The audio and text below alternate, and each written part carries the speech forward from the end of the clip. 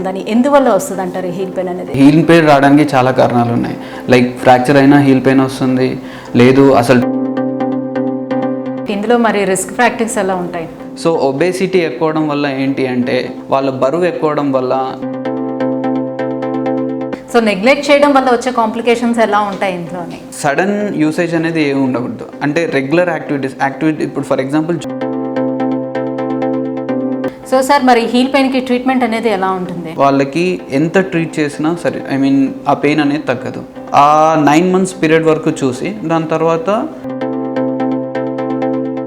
Physiotherapy తోటి maximum cure చేసుకునే అవకాశం ఎంతవరకు ఉంటుంది? స్ట్రెచింగ్ ఎక్సర్సైజెస్ అనేటివి చెప్తాము.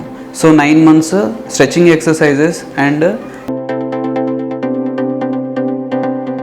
నమస్తే, welcome to Pragna media. Heel pain అంటే ఏంటి, ఎవరిలో ఎక్కువగా దీన్ని గమనించవచ్చు, హీల్ పెయిన్ అనేది ఎన్ని రకాలుగా ఉంటుంది, ఎలా డయాగ్నోసిస్ చేస్తాం, అండ్ దీనికి ఎటువంటి ట్రీట్మెంట్స్ అందుబాటులో ఉన్నాయనే విషయాన్ని తెలియజేసేందుకు మనతో పాటు ఉన్నారు డాక్టర్ సతీష్ గారు, orthopaedic surgeon from metro care hospital Matrusri Nagar, Miyapur. Hello sir. Hello అండి.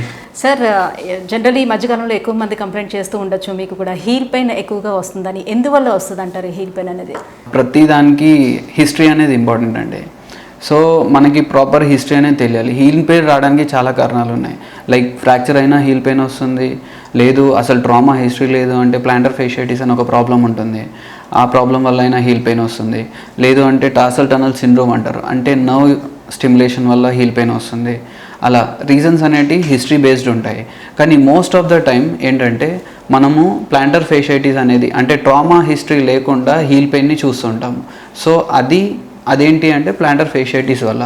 కానీ ట్రామా హిస్టరీ అంటే యాక్సిడెంట్ జరగడం కానీ, కింద పడడం కానీ అలా ఏమైనా ఉంది అంటే వేరే ప్రాబ్లమ్స్ ఉంటాయి. కానీ ఇలా ట్రామా లేకుండా వచ్చే కేసుల్లో మేజర్ ప్రాబ్లం అయితే ప్లాంటర్ ఫేషియైటిస్ వల్ల వచ్చేటివి ఉంటాయి.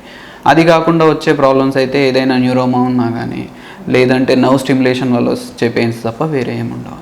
చాలా మంది ఇప్పుడు హీల్ పెయిన్తో పాటుగా మొత్తం అరికాలంతా కూడా పెయిన్ అని చెప్తుంటారు. పొద్దున్న లేస్తూనే మాకు అరికాల పెయిన్ తోటి అసలు కింద మోపలేకపోతున్నాం అని అంటారు. ప్రాబ్లం ఏంటంటే జనరల్గా ఈ అరికాలు పెయిన్ అనేదైనా హీల్ పెయిన్ అయినా ఒకటే. మెయిన్గా ఏంటంటే ప్లాంటర్ ఫేషియా అనేది కాలు మొత్తం అంటే మన పాదం మొత్తంలో స్ప్రెడ్ అయి ఉంటుంది. ఆ ఫేషియా ఒక లేయర్, అదొక కవరింగ్. సో ఆ ఫేషియా లేయర్ అనేది మన పాదం మొత్తం స్ప్రెడ్ అయి ఉంటుంది. సో దానివల్ల పాదం మొత్తం వచ్చే పెయిన్ అది మొత్తం. సో ఈ ప్లాంటర్ ఫేషియా ఉన్న వాళ్ళకి ఓన్లీ ఎక్కడైతే ఆ ఫేషియా అటాచ్మెంట్ అండ్ ఒరిజినల్ ఇన్సర్షన్లో కాకుండా మొత్తం పాదం మొత్తం పెయిన్ వచ్చే ఛాన్స్ ఉంది. సో ఇంతకుముందు మీరు చెప్పారు ప్లాంటర్ ఫేషియైటిస్ అంటే ఏంటి? ఫస్ట్ ప్లాంటర్ ఫేషియైటిస్ అంటే దీని ఫంక్షన్ ఏంటో అనేది మనం తెలుసుకోవాలి. జనరల్గా ఏంటంటే మన పాదం ఇలా ఒక ఆర్చ్ అనేది క్రియేట్ అవుతుంది మన పాదానికి. సో ఆ ఆర్చ్ని మెయింటైన్ చేస్తుంది. ఓకే, ఎప్పుడైతే మనం ఫంక్షన్ అంటే మన బాడీ వెయిట్ అనేది పాదం మీద పడుతుందో అప్పుడు అది స్ట్రెచ్ అయ్యి స్ట్రైట్ అవుతుంది. సో ఆ ఆర్చ్ని మెయింటైన్ చేయడం అంటే మనం మొత్తం బాడీ యొక్క వెయిట్ని దాని మీద పెట్టినప్పుడు అది ఒక షాక్ అబ్జర్బ్ లాగా పనిచేస్తుంది. అట్ ద సేమ్ టైం స్కిన్ని ప్రాపర్గా మన పాదం యొక్క స్కిన్ని ప్రాపర్గా అటాచ్ చేయడానికి కూడా యూజ్ అవుతుంది. అండ్ లోపల ఉన్న మజిల్ లేయర్స్ని కాపాడడానికి యూజ్ అవుతుంది. ఈ ప్లాంటర్ ఫేషియైటిస్ అనేది ఏమవుతుంది అంటే ఎవరైతే ఎక్కువ జంపింగ్ కానీ రన్నింగ్ కానీ ఓవర్ యూస్ చేస్తుంటారో, అంటే ఎక్కువ సడన్లీ స్టార్ట్ చేయడం అండ్ ఓవర్ యూస్ చేయడం, సో ఆ ఇన్సర్షన్ అండ్ ఒరిజిన్ దగ్గర పెయిన్ ఉంటుంది. జనరల్గా ఒరిజిన్ దగ్గర పెయిన్ ఎక్కువ ఉంటుంది. సో ఇది ఇన్ఫ్లేమ్ అయిపోతుందండి. సో అది రీజన్ ఉంటుంది. అలా జరిగే వాళ్ళ సంఖ్య ఎక్కువ ఇలా ఓవర్ యూజ్. కానీ ఇది ఒక ఏజ్ అంటే మనం పర్టికులర్గా చెప్పలేం. ఫర్ ఎగ్జాంపుల్ ఏం వర్క్ లేకుండా ఉండి కొంచెం అంటే డైలీ యాక్టివిటీస్ చేసుకునే వాళ్ళకి అరౌండ్ 40 to 60 years మధ్యలో రావచ్చు. లైక్ పోలీస్ కానీ, జాగర్స్ కానీ, అథ్లెట్స్ కానీ అలాంటి వాళ్ళకి ఈవెన్ యంగ్ పీపుల్ కూడా రావచ్చు. కానీ చాలా మందికి మీరు చెప్పినట్టు ఆ షేప్ అనేది అసలు ఉండనే ఉండదు, ఫ్లాట్గా ఉంటాయి. అది చాలా తక్కువ మందికి అండి. ఓకే, దాన్ని పెస్ ప్లేనస్ అంటాం. పెస్ ప్లేనస్ అంటే స్ట్రైట్గా ఉంటుంది ఫుట్. ఓకే, ఆ కర్వ్ అనేది మనకి ఇప్పుడు లోపల సైడ్ ఒక కర్వ్ ఉంటుంది, లాటరల్ సైడ్ ఏమో అంటే యువతల సైడ్ ఏమో స్ట్రైట్గా ఉంటుంది. కొంతమందికి ఏంటంటే బై బర్తే ఫుట్ మొత్తం ఫ్లాట్గా ఉంటుంది. వాళ్ళల్లో ఏంటంటే ఈ ఆర్చ్ అనేది ఇలా స్ట్రైట్గా ఉంటుంది, ఆర్చ్ ఫార్మేషన్ జరగదు. ఎందుకంటే వాళ్ళ బోన్స్ అనేటివి అలా సెట్ అయి ఉంటాయి. సో లాంటి వాళ్ళలో కూడా ఈ ప్రాబ్లం రేజ్ అయ్యే ఛాన్స్ ఉంది. బట్ థింగ్ ఏంటంటే మనం వాళ్ళలో ఆ ప్రాబ్లం ఉందా లేదా అనుకోవడం చూడాలి, అండ్ వేరే ఏదైనా హిస్టరీ ఉందా లేదా అనేది చూడాలి.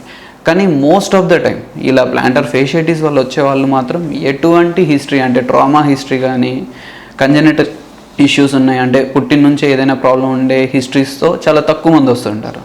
మెయిన్గా వచ్చే వాళ్ళు ఏంటంటే ఎక్కువ తిరగడం వల్ల, ఎక్కువ జాగింగ్ చేయడం వల్ల, అథ్లెటిక్ పీపుల్ కానీ లైక్ పోలీస్ పీపుల్, ఎందుకంటే వాళ్ళు మార్చింగ్ ఎక్కువ చేస్తుంటారు. సో ఎప్పుడైతే వాళ్ళు మార్చ్ చేసేటప్పుడు ఈ స్ట్రెచ్చింగ్ అనేది ఇంక్రీజ్ అవుతుంటుంది, ఓవర్ యూజ్ అవుతూ ఉంటుంది, దానివల్ల వాళ్ళకి ఆ ప్రాబ్లం వచ్చే ఛాన్స్ ఉంది. ఇందులో మరి రిస్క్ ఫ్యాక్టర్స్ ఎలా ఉంటాయి?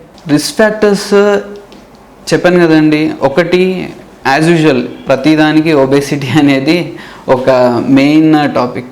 సో ఒబేసిటీ ఎక్కువడం వల్ల ఏంటి అంటే వాళ్ళ బరువు ఎక్కువడం వల్ల ఎక్కువ స్ట్రెచ్ అయిపోతూ ఉంటుంది, ఆ ప్లాంటర్ ఫేషియా అనేది ఎక్కువ స్ట్రెచ్ అవుతుంది. అదొకటే కాకుండా ఇప్పుడు నేను చెప్పినట్టు మార్చింగ్ చేసేవాళ్ళు పోలీస్ వాళ్ళు కానీ అథ్లెట్స్ కానీ జాయిన్ చేసేవాళ్ళు వాళ్ళకి ఎక్కువ స్ట్రెచ్ అవుతుంటుంది. టీచర్స్ ఉంటారు, వాళ్ళు ఎక్కువసేపు స్టాండింగ్ పొజిషన్లో ఉన్న వాళ్ళు ఉంటారు. సో ఎక్కువ స్టాండింగ్ పొజిషన్లో ఉన్న వాళ్ళకు కూడా ఈ ప్రాబ్లం వచ్చే ఛాన్స్ ఉంది. సో ఏంటి అంటే మనం మన ఫిజికల్ యాక్టివిటీని ఎంతవరకు అయితే కొంచెం రెస్ట్రిక్ట్ చేసుకొని ఫుట్ మీద అనేది అంటే ఫుట్ మీద స్ట్రెస్ని తగ్గించగలిగితే ఇది ఆల్మోస్ట్ తగ్గే ఛాన్సెస్ చాలా ఎక్కువ ఉంటాయి. అండ్ ఇది ఒక క్లియర్ ఎంటిటీ అంటే ఎక్కువ యూస్ చేయడం వల్ల అని ఇంతకుముందు చెప్పాను. సో యూసేజ్ తగ్గింది అంటే ఆటోమేటికలీ పెయిన్ అనేది తగ్గుతుంది. సో నెగ్లెక్ట్ చేయడం వల్ల వచ్చే కాంప్లికేషన్స్ ఎలా ఉంటాయి ఇంట్లోనే?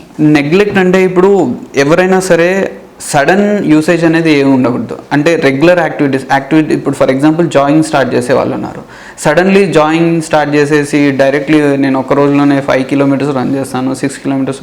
సో ఆ స్ట్రెచ్చింగ్ అనేది రిలాక్స్ అవ్వాలి, కాంట్రాక్ట్ అవ్వాలి. సో అలా చేయకుండా ఓవర్గా స్ట్రెచ్ అయిపోయి ఆటోమేటిక్గా 2-3 డేస్లో వాళ్ళు పెయిన్తో కంప్లైంట్ అయ్యి వస్తారు. సో అలా రెగ్యులర్గా ఇంక్రీజ్ చేసుకుంటూ వెళ్తే ఇలాంటి ప్రాబ్లం రాదు. లేదు సడన్గా ఇంక్రీజ్ చేయడం అనేటిది ఇది కామన్గా. ఇంకోటి ఏంటంటే రిస్క్ ఫ్యాక్టర్స్లలో కొంతమంది డాన్సర్స్ ఉంటారు, బెల్లీ డాన్సర్స్ కానీ టో మూమెంట్స్ చేసేవాళ్ళు, అలా డిఫరెంట్ డాన్సర్స్ ఉంటారు. వాళ్ళలో కూడా ఈ స్ట్రెచ్చింగ్ అనేది ఎక్కువ జరుగుతుంది ప్లాంటర్ ఫేషియస్. సో వాళ్ళు కూడా ఎక్కువగా వచ్చే ఛాన్సెస్ ఉంది. సో దీనికి సిమ్టమ్స్ ఏ రకంగా తెలుస్తాయి? అంటే ఓన్లీ పెయిన్ ఒకటేనా, ఇంకేమైనా సిమ్టమ్స్ ఉంటాయి? సిమ్టమ్స్ ఎలా అంటే పెయిన్ అనేది వాళ్ళు ఒక పర్టికులర్ పెయిన్ ప్యాటర్న్ చెప్తారు. ఏంటి అంటే మార్నింగ్ లేవగానే ఫస్ట్ అంటే పాదం కింద పెట్టగానే వాళ్ళకి పెయిన్ విపరీతంగా ఉంటుంది. అది లిటరలీ ఎలా ఉంటుందంటే స్టాబింగ్ పెయిన్ అని, కొంతమంది పిన్స్తో కూర్చున్నట్టు ఉంటుందని అలా చెప్తూ ఉంటారు. సో ఇది మళ్ళీ వాళ్ళని హిస్టరీ అడిగినప్పుడు ఏం చేశారు మీరు హిస్టరీ అంటే ఎందుకు ఇలా స్టార్ట్ అయింది, మీకు ఏమైనా ఉందా అంటే ఏమైనా ప్రాబ్లమ్స్ ఉన్నాయా ముందు నుంచి అని చెప్తే లేదు సార్ వాళ్ళు ఒక 2-3 డేస్ నుండి జాయింగ్ చేశాను సార్, లేదంటే పని ఎక్కువైంది, అలాంటివి చెప్తూ ఉంటారు. సో అప్పుడు మాకు ఒక టిపికల్ హిస్టరీ అర్థమవుతుంది. అట్ ద సేమ్ టైం వాళ్ళ హిస్టరీలో కూడా పెయిన్ ఇలా ఫస్ట్ అడుగు పెట్టగానే పెయిన్ఫుల్గా ఉంటుంది, ఒక 10-15 మినిట్స్ మళ్ళీ మేము వాక్ చేయగానే కొంచెం తగ్గిపోతుంది, బట్ ఈవినింగ్ అయ్యేసరికి మళ్ళీ పెయిన్ పెరుగుతుంది. ఇలాంటి టిపికల్ హిస్టరీ ఉంటుంది.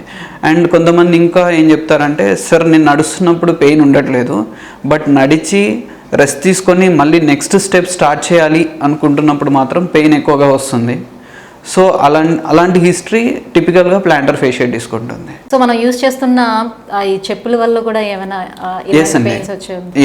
ఇప్పుడు ఫుట్వేర్ అనేది మన ఆర్చెస్ ప్రొటెక్ట్ చేస్తూ ఉండాలి. అండ్ మన ఫుట్ని ఇప్పుడు అంటే నాన్ బ్రాండెడ్ షూస్ కానీ లేకుంటే హార్డ్ సోల్ ఉన్న షూస్ కానీ, సో మనం ఎప్పుడైతే మనం లైక్ మన ఫుట్ని గ్రౌండ్ మీద ప్లేస్ చేసామో అప్పుడు ఆ షేప్ అనేది ఫ్లాట్ ఉండడం వల్ల, హార్డ్ సోల్ ఉండడం వల్ల ఆ షేప్ అనేది ఎక్కువ స్ట్రెచ్చింగ్లోనే ఉండాల్సి వస్తుంది. ఆ స్ట్రెచ్ ఎక్కువైనప్పుడే ఈ ప్రాబ్లం వస్తుంది. సో కొంచెం బ్రాండెడ్ షూస్ కానీ విత్ ఇన్సోల్ మంచిగా ఉన్న షూస్ కానీ యూస్ చేసామనుకోండి, ఇన్సోల్ మంచిగా ఉన్నందువల్ల అది మన ఫుట్ యొక్క షేప్ని తీసుకుంటుంది. సో అలా మన ఆర్చెస్ మీద అండ్ ఫుట్ మీద స్ట్రెస్ అనేది తగ్గుతుంది. స్ట్రెస్ తగ్గింది అంటే మనకి ఓవర్ యూజ్ అనేది తగ్గితే ఆటోమేటిక్గా సిమ్టమ్స్ అన్ని సబ్సైడ్ అవుతాయి. సో ఫ్లాట్ ఫుట్ ఉండే వాళ్ళకి అట్లా షేప్ తయారు చేసుకునే వీలు ఉంటుందా? ఫ్లాట్ ఫుట్ ఉన్న వాళ్ళకి, కంజెనిటల్ ఫ్లాట్ ఫుట్స్ అలా ఉన్న వాళ్ళకి ఒక సపరేట్ హీల్ ఉంటుంది. హీల్ కానీ సపరేట్ మీడియల్ బ్లాక్ ఉంటుంది, అది యూస్ చేసి వాళ్ళకి ఆ స్ట్రెస్ అనేది తగ్గించవచ్చు. బట్ ఫ్లాట్ ఫుట్ ఉన్న వాళ్ళు ఏంటి అంటే వాళ్ళు అంటే రన్నింగ్ చేయడం కానీ వాళ్ళకి జనరల్గానే రన్నింగ్ చేయడం అవన్నీ కొంచెం ప్రాబ్లమాటిక్గా ఉంటాయి. సో సార్ మరి హీల్ పెయిన్కి ట్రీట్మెంట్ అనేది ఎలా ఉంటుంది? ట్రీట్మెంట్ పార్ట్కి వస్తే first acute and chronic stages. Acute స్టేజెస్లో ఏంటంటే మేము ఇలా కన్జర్వేటివ్ మేనేజ్మెంట్ అంటే ఫిజియోథెరపీ చెప్తాము.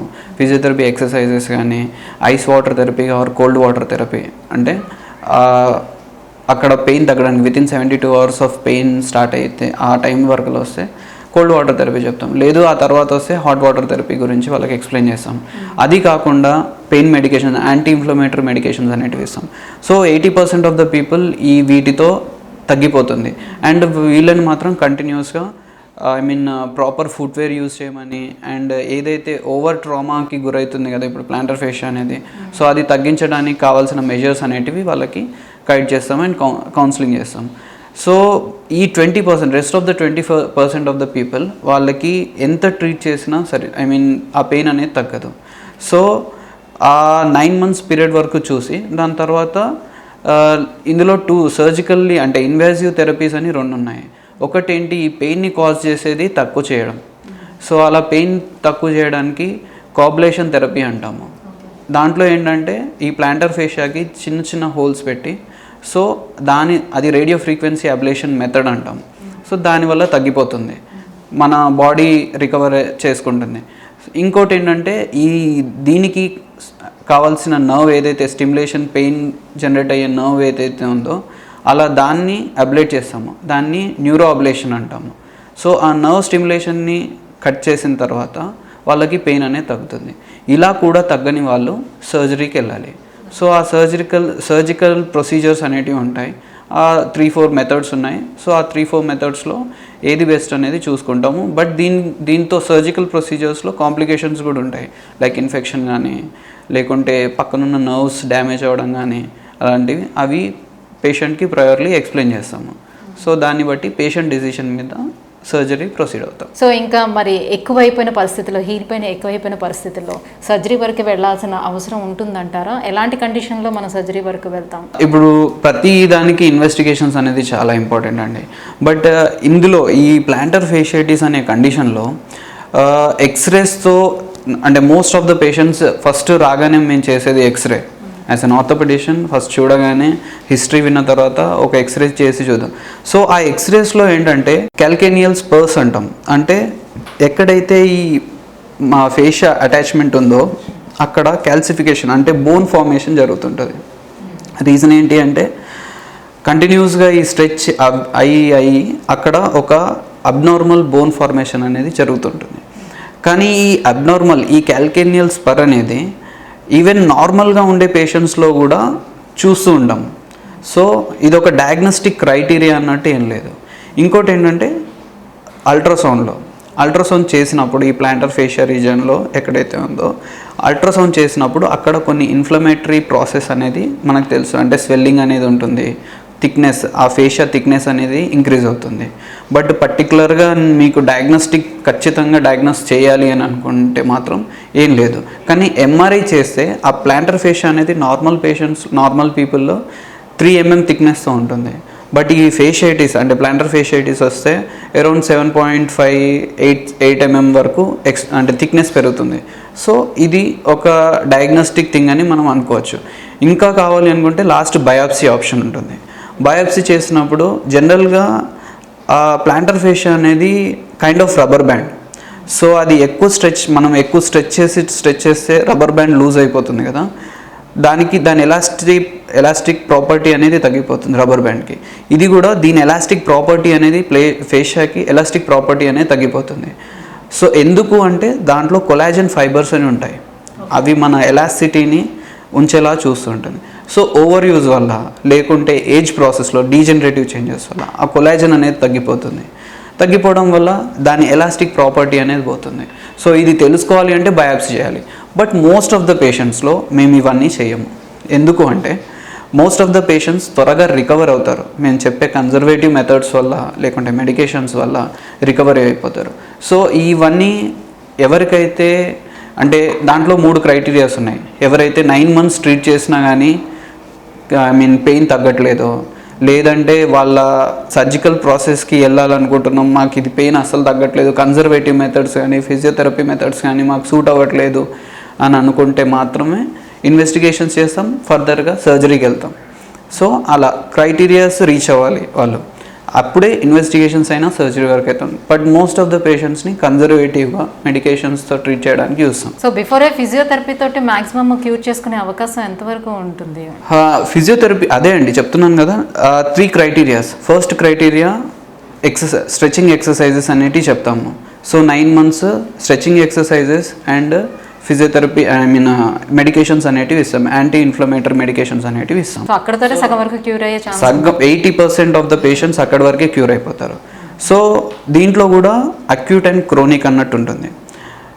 అండ్ అక్యూట్ కండిషన్స్లో అంటే వితిన్ 74 hours ప్రాబ్లమ్ స్టార్ట్ అయిన పేషెంట్స్ ఎవరైనా మా దగ్గరికి వస్తే వాళ్ళని మాత్రం ఏంటంటే కోల్డ్ వాటర్ థెరపీ అని ఉంటుంది, లేకుంటే ఒక బాటిల్లో ఐస్ ఫామ్ అయ్యేలా చేసి అంటే పాదాన్ని ఆ బాటిల్ మీద రోల్ చేయమంటాం. సో ఏంటి అంటే వితిన్ 72 hours అయితే అక్కడ అక్యూట్ ఇన్ఫ్లమేటరీ మార్కర్స్ అంటారు, అలాంటివన్నీ తగ్గిపోతాయి, పెయిన్ అనేది సబ్సైడ్ అవుతుంది.